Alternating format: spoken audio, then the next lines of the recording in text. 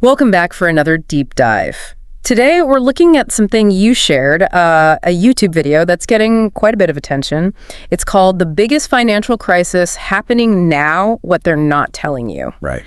So our plan is to, really unpack this, pull out the key bits, figure out what this video is actually saying about, well, global finance right now. Yeah, think of it as a quick way to get up to speed on something potentially major, but maybe flying under the radar a bit. Exactly. And you sent over this video. It seems to paint a picture of lots of challenges all linked together globally. That's the idea. We'll be digging into the main points it covers, like the rising global debt, big problems in real estate, China, Europe, the US, and then bank stability, or maybe instability, and how consumers are feeling the pinch. Trying to connect the dots, basically. Precisely. Seeing how these different pieces might actually be part of the same puzzle. Okay, so the video jumps right in with a pretty bold claim.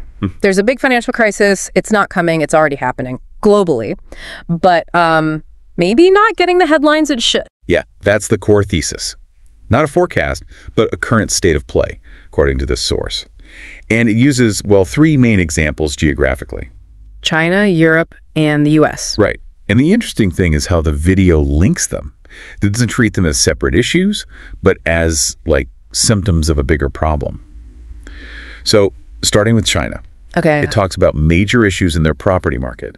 You probably heard of Evergrande, Country Garden, these huge developers potentially collapsing. Yeah, those names have been in the news. And it mentions loads of unfinished buildings, banks stuck with what it calls toxic loans, basically, loans unlikely to ever get paid back, often tied to those stalled projects. And property is huge for China's economy, right? Like a massive chunk. Exactly. The video says almost 30% of their GDP. So if that sector takes a big hit, well, you can imagine the ripple effects globally. Makes sense. Then it pivots to Europe.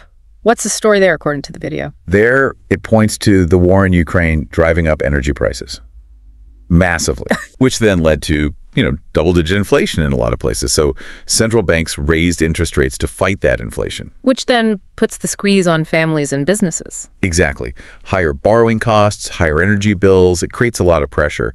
You can see how that would cascade. Yeah, absolutely. It's all connected. And the U.S. isn't escaping this either. Nope. The video says the U.S. is definitely affected. It mentions the Federal Reserve hiking interest rates, too, and connects that to the mini banking crisis we saw in 2023. Ah, right. Silicon Valley Bank, Signature Bank. Those are the specific examples it uses to show that fragility. So different regions, different immediate causes maybe, but similar underlying pressures. Okay, this is where it gets really interesting, I think. The video puts real estate like right at the center of this whole thing, calls it a global bomb even. Yeah, it's presented as a key pressure point. Yeah. We touched on China already, with that huge slice of their economy tied up in property. Right. But the video goes deeper, talking about the human impact. It's not just developers. It's ordinary people who put their life savings into apartments that aren't getting finished. Wow. And now they're like refusing to pay mortgages on homes they can't even live in. That's a real breakdown of trust, a very direct hit. That's rough. Really brings it home. It does. Then shifting to the U.S., the video flags commercial real estate, offices specifically, calls it another ticking time bomb. Because of remote work, post-COVID? Exactly, lots of empty office buildings. Okay. And the banks holding the loans on those buildings, well, the value of that collateral has dropped. It's a very visible issue in many cities now. Yeah, you see those empty towers. And then Europe. Is it the same story? Similar pressures, different angle maybe. In Europe, it highlights rising interest rates, making mortgages just too expensive for many people. So young people can't buy homes. Yeah, it locks them out. And you also see developers getting nervous, halting new construction projects, which, slows down the economy too. So it's like a synchronized slowdown across major housing markets. Yeah, that's the picture it paints. Whether it's residential in China, commercial in the US, or affordability in Europe, problems in real estate are seen as having the power to destabilize things more broadly. Because it's such a core part of the economy. Exactly. It's a cornerstone asset, drives a lot of activity.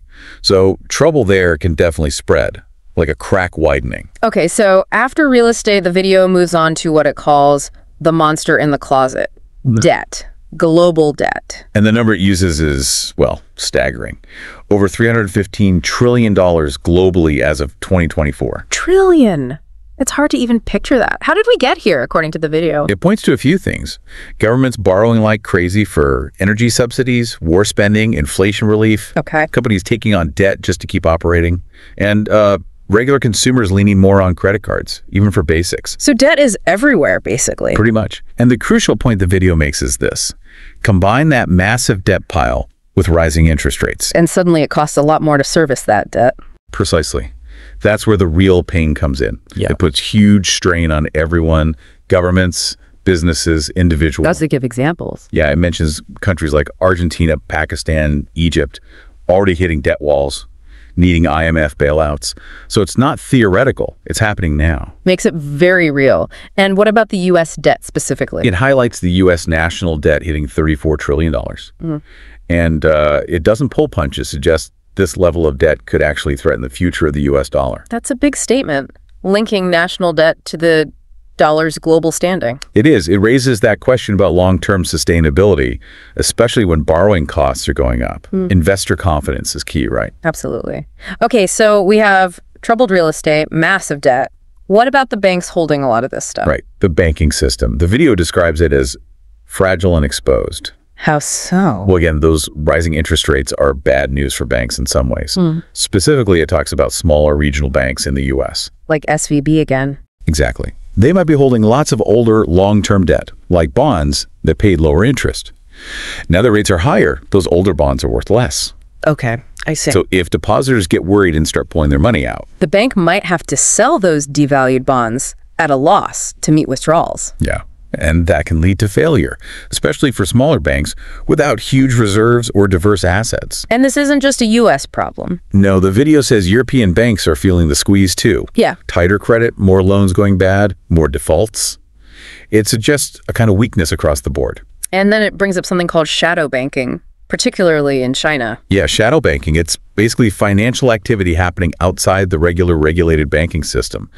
Think certain investment funds, online lenders, things like that. And why is that a concern? Less oversight? Exactly. It's growing fast, the video says, and it's opaque. Harder to see the risks building up. So it adds another layer of potential fragility to the whole system. So the takeaway is the banking system is maybe shakier than we think. That's the warning. More vulnerable to shocks, potentially even systemic collapse if things go really wrong elsewhere. It's a pretty sobering view. Definitely. So after painting this picture, does the video offer any hope or potential ways out, future scenarios? It does lay out possibilities. There's a best case scenario. Okay, what does that look like? It involves smart government regulation, central banks managing interest rates really carefully, navigating things towards a soft landing. Avoiding a major crash, essentially. Right. Controlling inflation without killing the economy, dealing with debt without mass defaults. It requires a lot of things to go right. A delicate balance. Very delicate. But then, of course, there's the worst case scenario. Which sounds bad. Yeah. Mass defaults on loans, widespread unemployment, credit completely drying up globally, leading to a deep recession, or even, it suggests, a depression. Wow. That really lays out the stakes. It does. It highlights the huge range of possibilities depending on how these things play out. And the video's final point seems to be about us, the public, our awareness. Yeah, it argues most people are kind of unprepared.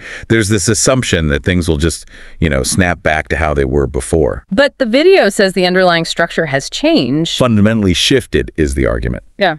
Which is why, it implies, just waiting for normal to return might not be the right approach. And why understanding all this is important. Right. Okay, so wrapping this up, this deep dive into the biggest financial crisis happening now. What are the main things to take away?